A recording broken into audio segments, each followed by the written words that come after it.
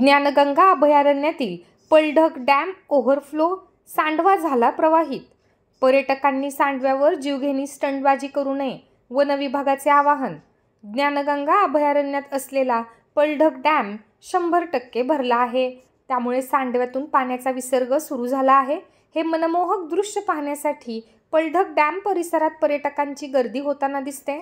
या परिसरात अनेक हिंस्र प्राणी वास्तव्यास असून पर्यटकांनी खबरदारी बाळगावी, त्याचबरोबर सांडव्यातून वाहत्या पाण्यात कुठलाही जीवघेणा स्टंट करू नये, असे आवाहन वन विभागाच्या वतीने करण्यात येत आहे।